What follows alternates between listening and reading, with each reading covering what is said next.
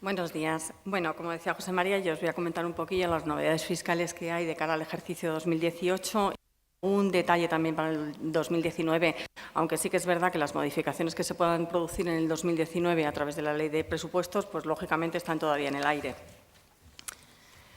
En esta primera diapositiva vamos a ver la normativa con la que vamos a tratar. En la parte de arriba, las tres primeras órdenes que ya están publicadas, la primera de las cuales es la informativa que regula los alquileres de uso turístico. La segunda introduce ajustes técnicos en algunos de los modelos y regula el nuevo sistema de presentación que lo llaman TGVI Online, que luego veremos de qué va. Y la tercera es la orden de módulos que, como todos sabéis, el pasado 30 de noviembre se publicó, siempre ahí apurando los plazos. En la parte de abajo están la legislación pendiente de publicar. Por una parte, tenemos dos reales decretos que modifican los reglamentos de IRPF, IVA y el Reglamento General de Aplicación de los Tributos, cuyo trámite de información pública terminó a finales de septiembre y que realmente son los que están frenando la publicación de las órdenes ministeriales que aparecen debajo de ellas. Una de las cuales lo que hacen es modificar los modelos 190 y 187. Otra regula los gastos de guardería y el nuevo modelo 233 y la declaración censal del 036. Bueno, dentro de las declaraciones informativas, pues vamos a empezar con el 179, que es la declaración informativa que se han sacado nueva este año y que trata de regular el alquiler de viviendas con fines turísticos. Esta nueva declaración tiene su origen en las actuaciones de prevención contra el fraude, que el año pasado, en diciembre del año pasado se publicó e introducía una serie de modificaciones en el Reglamento General de Aplicación de los Tributos. En concreto, se añadía el artículo 54.ter, que lo que nos comentaba era, lo que regulaba era la obligación de informar sobre la situación de los alquileres de las viviendas con fines turísticos. Este artículo, además, establecía que una orden ministerial se publicaría para aprobar este modelo y finalmente se hizo el 30 de mayo de este año. ¿Quiénes están obligados a presentar esta nueva informativa? Pues están obligados las personas que intermedian entre el arrendador y el arrendatario de viviendas con fines turísticos, ya lo hagan a título oneroso o gratuito.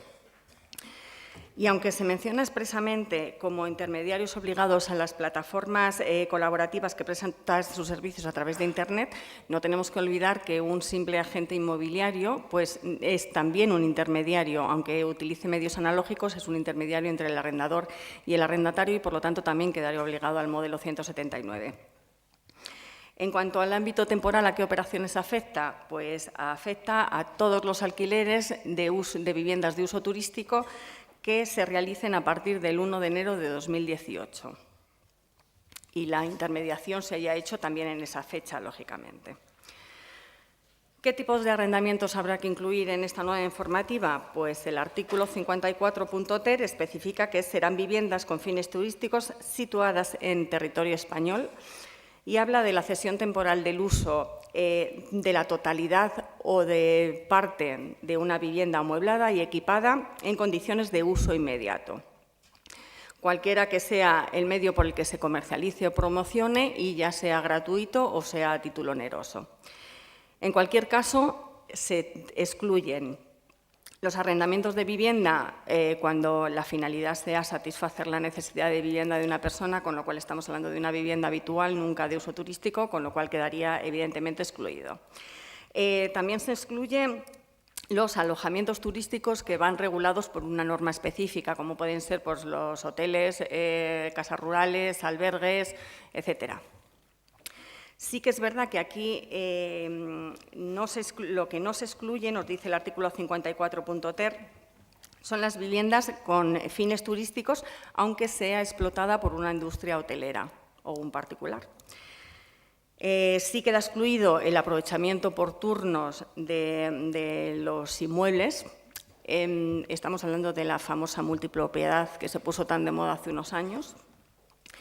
Y, por último, están excluidos la cesión de viviendas a empleados, funcionarios, etcétera, y también las residencias universitarias. Bueno, en esta diapositiva se muestra un cuadro que define bastante bien la tributación del alquiler de una vivienda de uso turístico en los diferentes impuestos. ¿Vale? Tanto si se realiza solo el alquiler como si se ejercen actividades complementarias a ese alquiler, como puede ser la limpieza, restauración, etcétera. Vemos que en ambos casos, si se trata de una vivienda con fines turísticos, tenemos que declararla en el modelo 179. En cuanto a la información que hay que incluir en ella, ¿qué es lo que tenemos que incluir? Pues obligatoriamente hay que identificar el titular o titulares de la vivienda o bien la persona que tiene el derecho a ceder esa vivienda en arrendamiento si son diferentes a los titulares.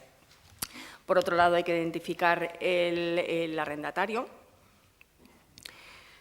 También hay que identificar el inmueble con su dirección completa y referencia catastral si la tuviese y la fecha de inicio del alquiler y el número de disfrute de ellos. Aquí hay que tener en cuenta que si hay varios arrendatarios en un periodo determinado, pues habrá que identificar cada uno de ellos y aunque sea la misma persona, claro. Entonces, por último, es obligatorio reflejar el importe percibido y además, las fechas del inicio del alquiler son las que van a encuadrar la operación, en qué periodo de la declaración tenemos que encuadrar esa operación. Y ya si el intermediario, además, pues, tiene muy buena intención y se quiere portar muy bien con la Hacienda Pública, pues puede dar una serie de información adicional, como puede ser el número de contrato de la cesión, la fecha de intermediación, el medio de pago que se ha utilizado para hacer efectiva la transacción, etcétera. Bueno, ¿cómo habrá que estructurar la información? Pues la información se va a estructurar mediante unos ficheros en formato XML que vienen perfectamente definidos en la orden. Yo me imagino que esto a vosotros os da un poco más igual, mientras los programas lo saquen en un formato válido para su presentación, pues sí tenemos intención de sacarlo, ¿vale? Además, como esto tiene efectos desde el 1 de enero de 2018, si alguno de vosotros ya ha ido metiendo la información en una hoja Excel, pues lo que haremos será facilitar algún tipo de importación de ese fichero Excel a la declaración para que sea más fácil el trámite de la introducción de los datos. ¿Y cuándo habrá que presentar el modelo? Pues habrá que hacerlo mediante una declaración periódica trimestral, durante el mes siguiente al trimestre natural, o sea, nos va a coincidir con los trimestres normales. Y como decía antes, la fecha de la operación es la que va a determinar en qué trimestre va a ir encajado ese dato. Como excepción, con los datos del 2018, la declaración va a tener carácter anual en enero, que nos sobraba por ahí un hueco en enero, pues vamos a tener que meter esta declaración anual este año con todos los datos del 2018. Bueno, en la sede electrónica de la Agencia Tributaria, pues dispondréis de un apartado para cumplimentar y, en su caso, presentar la información, o bien consultar la declaración, que es ese apartado que tenemos ahí, y en Gestión Fiscal de Aplifisa trataremos de invocar directamente la presentación, o sea, hacer una presentación directa como lo que estamos haciendo ahora mismo con el resto de declaraciones, siempre que la Agencia Tributaria nos lo permita, evidentemente. Este sería el aspecto del formulario web en el que, además de cumplimentar directamente los contenidos, pues se podrá presentar la declaración.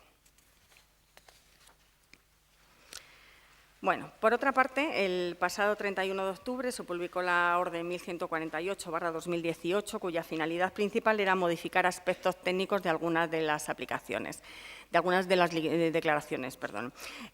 Básicamente lo que hace, pues, es crear algunas casillas, modificar otras y cargarse otras diferentes.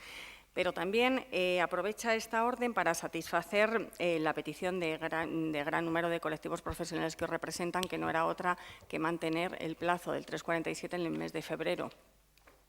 Nosotros, las empresas de desarrollo, también lo habíamos solicitado y la verdad es que no nos viene nada mal para aligerar un poco la carga de nuestra centralita en enero, que va a ser un poco... además, ya se establece de forma definitiva, pues, cosa que en principio tiene lógica, porque si todas las declaraciones que vamos a hacer en enero las quieren usar para la confección de los borradores de cara a la renta, desde luego el 347 estaba totalmente al margen, con lo cual no tenía mucho sentido que nos lo quisieran colar también en enero. Como cuestiones al recordar sobre el 347, pues sabemos que las empresas que están obligadas al sí no tienen que presentarlo, y que también no tiene por qué coincidir exactamente la información entre cliente o proveedor. Puede haber alguna discrepancia en el sentido de la emisión de la factura puede haber sido en un trimestre diferente a la recepción de la misma, con lo cual no tiene por qué coincidir la cantidad exactamente en los trimestres. Bueno, la misma orden 1148 establece algunos cambios también en el modelo 390, en el resumen anual de IVA. Una cuestión importante era aclarar el tema de los exonerados del 390. Hasta ahora, bueno, sabíamos que una empresa acogida al sí estaba exonerada del 390 y que además, si una persona ejercía una actividad en régimen simplificado y/o tenía un arrendamiento de local, también estaba exonerada del 390. Pero lo que no estaba nada claro es si una persona ejercía, por ejemplo, una actividad en régimen especial agrario o cualquier otra actividad que no tuviese una obligación trimestral de IVA o una obligación periódica de IVA y además tuviese un arrendamiento de local, si estaba exonerado del 390 o no. En principio parece ser que no. De hecho, algunas delegaciones de Hacienda han emitido requerimientos en este sentido a gente pues, que en principio no lo presentó y se lo han requerido.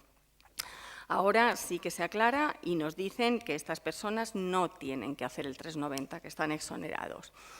¿Vale? Entonces, si una actividad en régimen especial agrario o cualquier otro tipo de régimen que no tenga una obligación periódica de IVA y además tenga un arrendamiento de local, queda exonerado de hacer el 390. Estarían en el mismo caso los minoristas en recargo de equivalencia. Otra cuestión técnica que tratan en el 390 es la supresión de las casillas del IVA a tipos no vigentes. Ya han pasado 4 años de la última modificación de IVA, con lo cual estas casillas ya no tienen sentido. Sí que van a mantener una para meter este tipo de estas cantidades de IVA a tipos no vigentes, pero siempre que vengan avalada por una sentencia firme o una resolución administrativa que digan que sí son deducibles. Si no, al haber pasado más de 4 años, la deducción se perdería.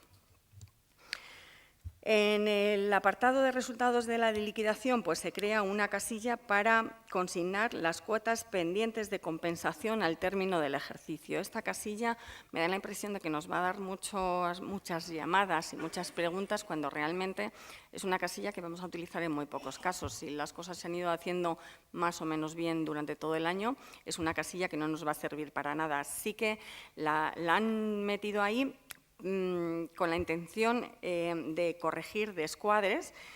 Si, por ejemplo, en un trimestre tuvimos una cantidad a compensar que por circunstancias, porque se nos ha olvidado o por cualquier otra circunstancia no se ha incluido en el trimestre siguiente, cuando digo trimestre me refiero a periodo, y a final de año sigue quedando cantidad pendiente de esa que teníamos ahí que regularizar, entonces sí que la utilizaríamos, pero en cualquier caso no tiene nada que ver con el resultado que se haya originado a compensar en el último periodo, que esa tendrá su casilla específica como siempre. Finalmente, pues en el desglose del volumen de operaciones crean una casilla nueva, la 106, que sirve para las entregas no habituales de oro de inversión.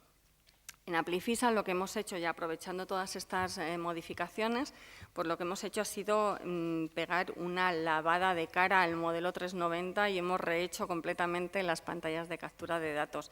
Creemos que va a ser mucho más ágil y mucho más accesible, pero bueno, cuando lo veáis vosotros nos diréis, porque seguro que contentar a todo el mundo nunca podemos. También esta orden Incluye ajustes de tipo técnico en los modelos 303 y 322 de autoliquidaciones periódicas de IVA. La principal es identificar a los exonerados, a los sujetos pasivos exonerados del modelo 390 y, en su caso, que indiquen si deben informar del volumen de operaciones en la declaración del último periodo. Para ello, la pregunta que hacían el año pasado, pues la desglosan en dos. Ahí en la diapositiva vemos cómo se referían a ello el año pasado y el desglose que han hecho este año. Y, bueno, vosotros ya nos diréis si aclara mucho o no. Al igual que en el 390, crean una casilla 9, que es una casilla nueva, que es la 79, donde se van a incluir expresamente las entregas no habituales de oro de inversión.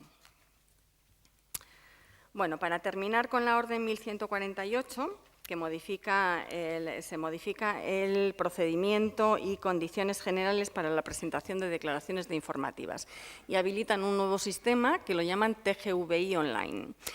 Sí tenemos que aclarar que este sistema realmente no es nuevo, puesto que ya lo utilizaban las empresas que transmitían un gran volumen de información.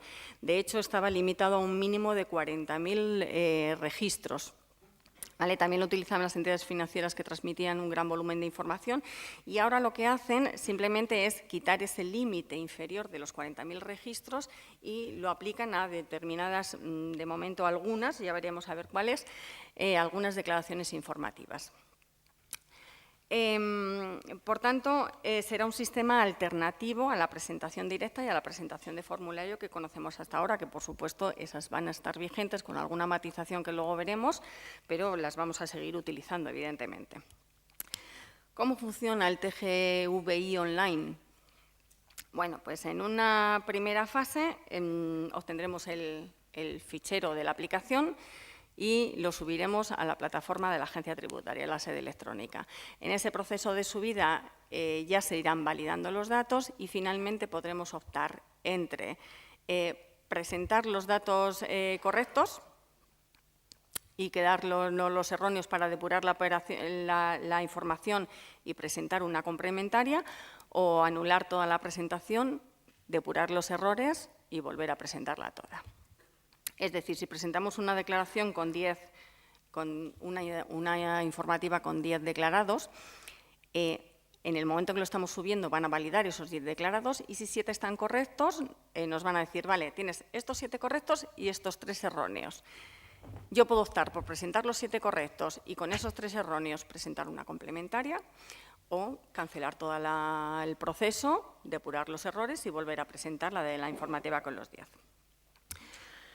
El nuevo TGVI Online, que es transmisión de grandes volúmenes de información, se va a aplicar en las informativas que aparecen en la diapositiva, que son las que Hacienda llama de impacto en renta, pero a partir del 2019 se puede ampliar al resto de informativas.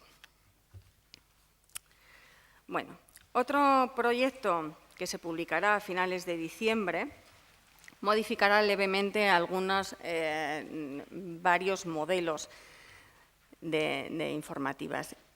Vamos a centrarnos, la mayoría de ellas realmente no nos afectan, entonces vamos a centrarnos en las que sí que tienen bastante impacto en vuestros despachos. Empezamos, por ejemplo, por el 190, que es el modelo de retenciones de rendimientos de trabajo. Y las modificaciones se centran básicamente en las retribuciones exentas. Esto está basado en el incremento de deducción por maternidad y en la famosa sentencia del Tribunal Supremo que dejaba exentas las retribuciones exentas de IRPF, de retención de IRPF, las retribuciones que se percibían de la Seguridad Social en concepto de maternidad. De tal manera, pues lo que se modifica, evidentemente, es la clave L y lo que hacen es crear una nueva subclave 25 para las retribuciones en especie exentas destinados a la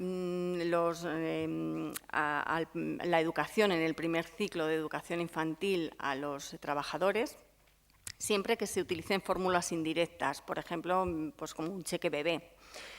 Crean también la clave 26, que es similar a esta, pero para el resto de educación del hijo, que no sea la educación del primer ciclo de educación infantil.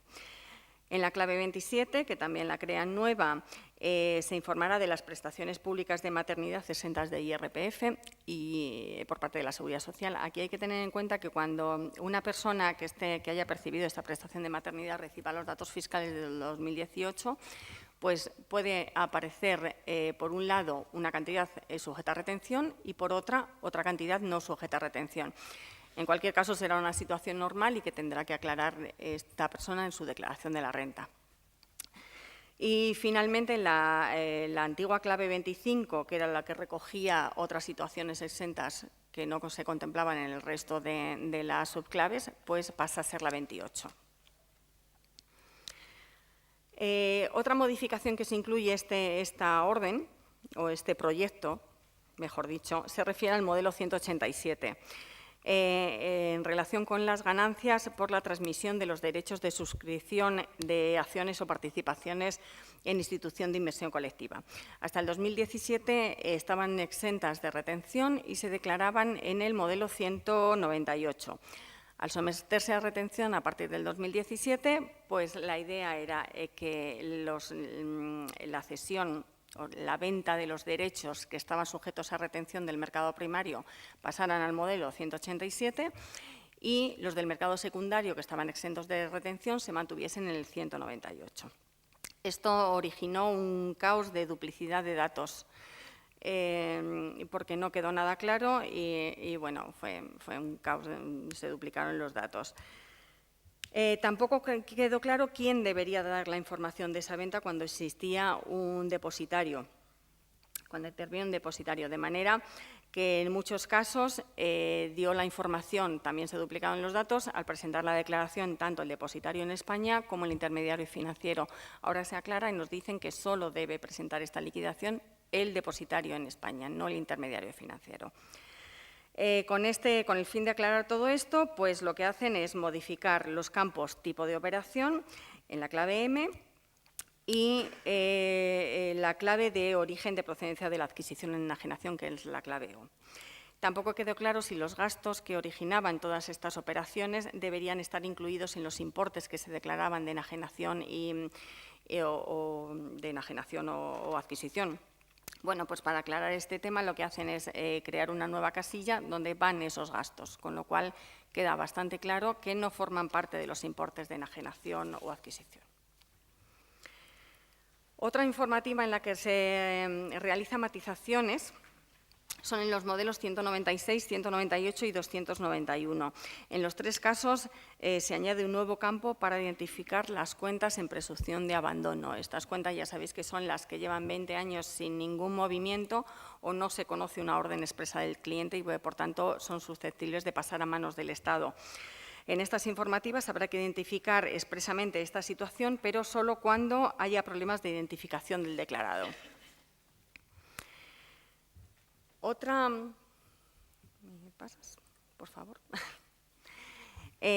declaración informativa que se crea este año es el nuevo modelo 233 para los gastos de guardería o centro de educación infantil autorizados.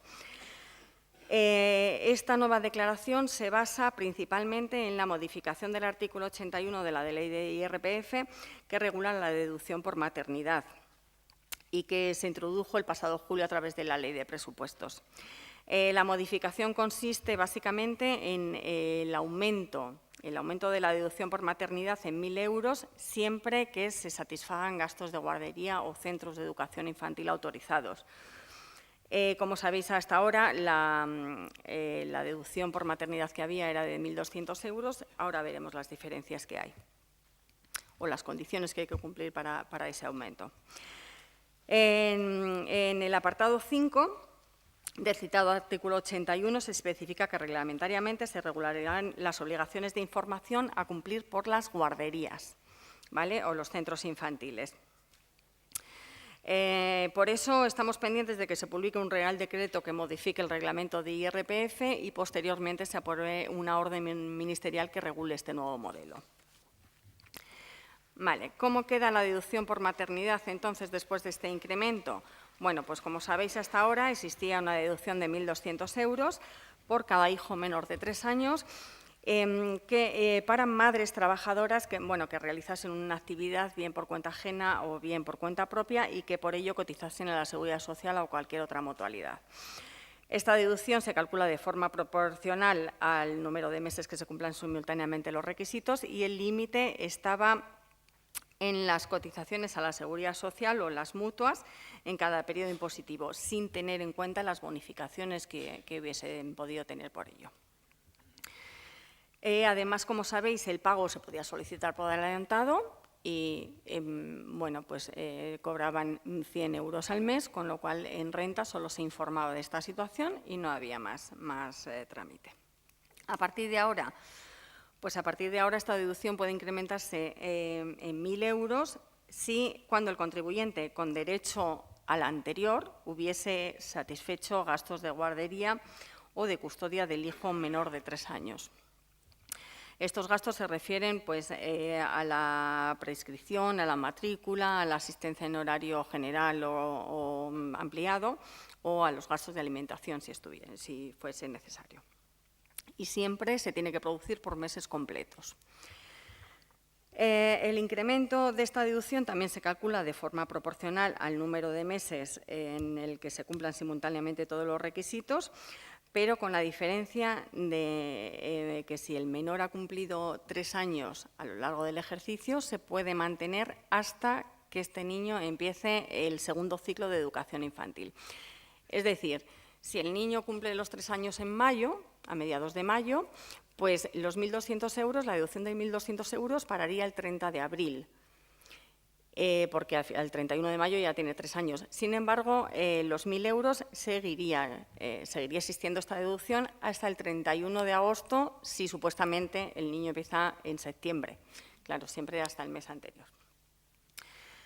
En este caso, el límite viene fijado no solo por las cotizaciones de la Seguridad Social o mutualidades de la madre, sino también por el importe satisfecho no subvencionado a las guarderías. ¿Vale? Y por último, decir que este incremento no se puede solicitar por adelantado, siempre es una situación que hay que regularizar en la declaración de la renta. La orden ministerial establece que los obligados son las guarderías o esos centros infantiles autorizados a presentar esta liquidación. Como dato curioso, nos comentaba la Agencia Tributaria que un 35% de esas guarderías están a nombre de personas físicas, con lo cual es muy fácil que deleguen en vuestros despachos el cumplimiento de esta obligación. La información que hay que suministrar, ¿cuál va a ser? Bueno, pues hay que identificar a la madre, o en su caso a la persona que tenga atribuida la guardia o custodia en exclusiva del menor, y como identificación nos referimos a apellidos y nombre y sobre todo DNI. Hay que identificar también al otro progenitor, identificaremos también al menor de 3 años o aunque haya cumplido los 3 años hasta que se empiece en el segundo ciclo de educación infantil. La fecha de nacimiento del menor. Hay que cumplimentar los meses completos del que el menor ha estado inscrito en la guardería y también hay que consignar el importe satisfecho por la madre o padre en concepto de prescripción, matrícula, alimentación, etcétera. Y finalmente habilitan una casilla para establecer las subvenciones que haya podido recibir la guardería en concepto de la asistencia a ese niño menor de 3 años. Esta será la estructura de toma de datos de los registros de declarados del modelo, con todos los campos que acabamos de mencionar. Bueno, en esta diapositiva, que por cierto creo que vosotros no tenéis en la documentación que hemos entregado, lo que hemos querido introducir, bueno, es un pequeño ejemplo de cómo puede ser suministrada esta información. Vamos a imaginarnos que en una empresa paga en concepto de guardería 300 euros mediante fórmulas indirectas a un trabajador. El trabajador además satisface 200 euros adicionales a la guardería. Y además que la guardería ha recibido una subvención de 100 euros de la comunidad autónoma que la han pagado directamente. El total que tiene que reflejar la guardería, el total que recibe son 600 euros y esa es la cantidad que tiene que aparecer en el total. Y en la casilla habilitado para las subvenciones tendría que reflejar los 100 euros que recibe de la comunidad autónoma. Y además, la empresa empleadora de la madre tiene que declarar en el 190 los 300 euros que le ha suministrado con ese fin en la clave L y subclave 25. Bueno, el plazo de presentación, pues con carácter general, en el único hueco que teníamos para respirar en enero. Nos lo meten ya. Entonces, bueno, con carácter general va a ser en el mes de enero del año siguiente. Excepcionalmente este año, en el 2019, el plazo va a ser hasta el 15 de febrero, con los datos que hayan podido producirse en el 2018. En cuanto al formato, pues no lo sabemos todavía. La orden ministerial establece que se dará a conocer en la sede electrónica de la Agencia Tributaria, pero en cualquier caso suponemos que va a ser un formato muy sencillo, que se pueda grabar directamente en hojas Excel y que se pueda grabar con extensión CSV. Lógicamente, también se podrá cumplimentar directamente en la sede electrónica de la Agencia Tributaria. Por nuestra parte, y como podéis tener empresas obligadas, pues en los próximos días mandaremos una actualización de gestión fiscal donde se contemplará ya la gestión de este modelo. Y por si alguno de vosotros ha ido capturando ya la información del 2018 en una hoja Excel, también trataremos de habilitar alguna importación en ese formato para que sea más fácil la captura. La última modificación de tipo técnico de la que vamos a comentar esta mañana, pues es la que afecta a la declaración censal, que está a la espera también de la aprobación de una orden ministerial. La modificación permitirá optar siempre por la tributación en destino de los servicios prestados vía electrónica, telecomunicaciones, radiodifusión o televisión a otros países miembros de la Comunidad Económica Europea. La base del cambio se basa con efectos del 1 de enero de 2019 en la pasada Ley de Presupuestos Generales del Estado. Y para reducir la carga administrativa y tributaria de los servicios prestados por empresarios de un Estado miembro a particulares de otro Estado miembro, se puede mantener en el país de origen siempre que se cumplan los siguientes requisitos: que el proveedor tenga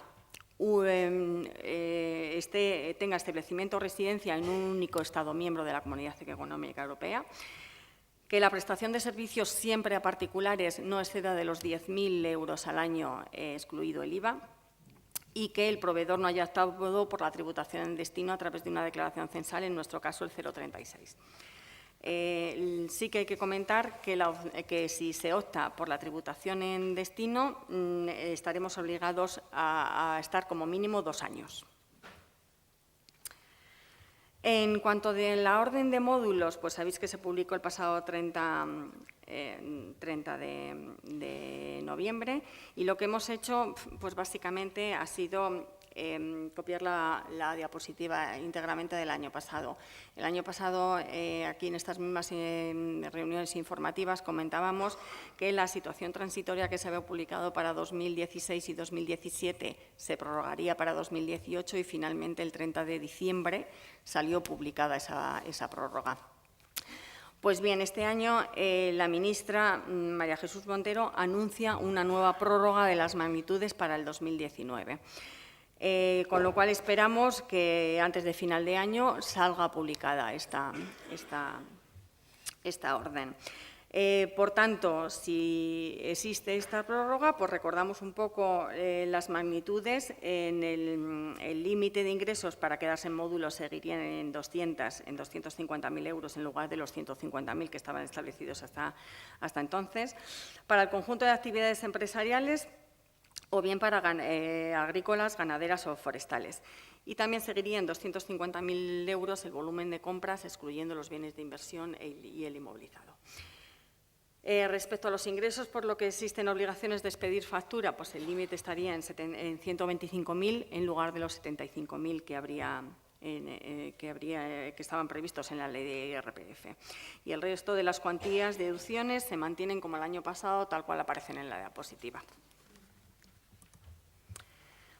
Bueno, como este año en la Agencia Tributaria aparece mucho el término TGVI, pues vamos a aclarar cómo quedan las presentaciones este año de las declaraciones informativas. Los métodos que podemos utilizar para las presentaciones de las informativas este año pues quedan de la siguiente forma. Por una parte tendríamos la presentación directa. La presentación directa para nosotros, creo que para vosotros es la más cómoda y es la que siempre recomendamos porque tiene muchas ventajas. Es la que invocamos directamente desde las aplicaciones. Ventajas, pues no dependemos del uso de navegadores, con lo cual eso ya nos ahorra muchos problemas de configuración de seguridad, etcétera. También a partir del año pasado podemos predeterminar el certificado que va a utilizar tanto dentro de la empresa de gestión fiscal como en el panel de control. Podemos predeterminar el certificado con su contraseña, con lo cual ya no nos lo vuelve a pedir.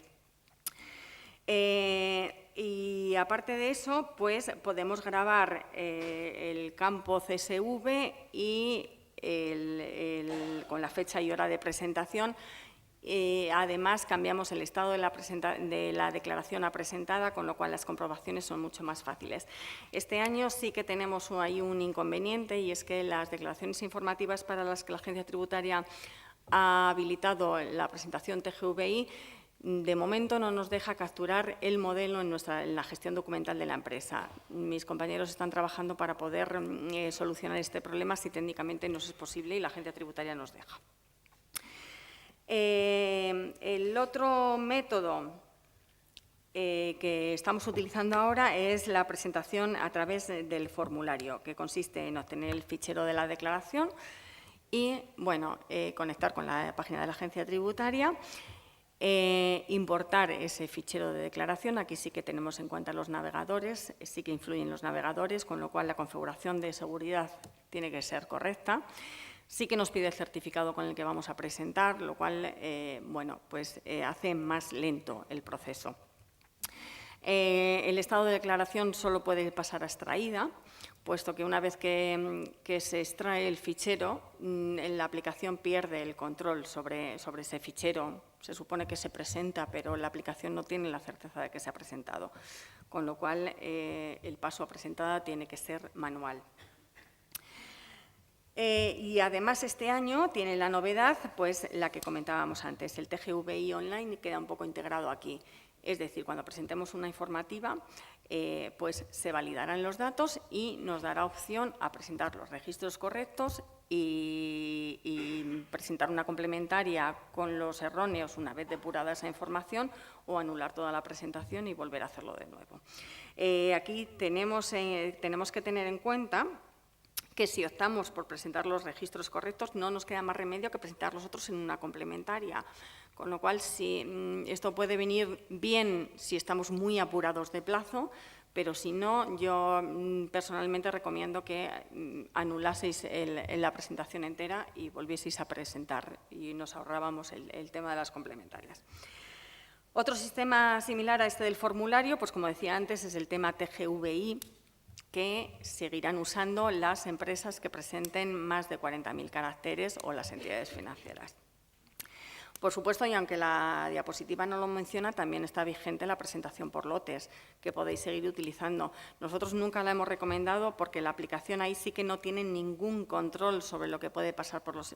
sí que generan los ficheros, pero luego no tiene la certeza de que esos ficheros hayan sido correctos, no sabe cuál puede haber sido correcto, cuál no, y bueno, esa comprobación nos tocaría hacerla manualmente, pero sigue estando ahí. Bueno, os quería comentar también este año la importancia que adquieren las declaraciones complementarias sustitutivas, ya que la Agencia Tributaria va a delegar completamente en vuestros despachos la depuración de la información.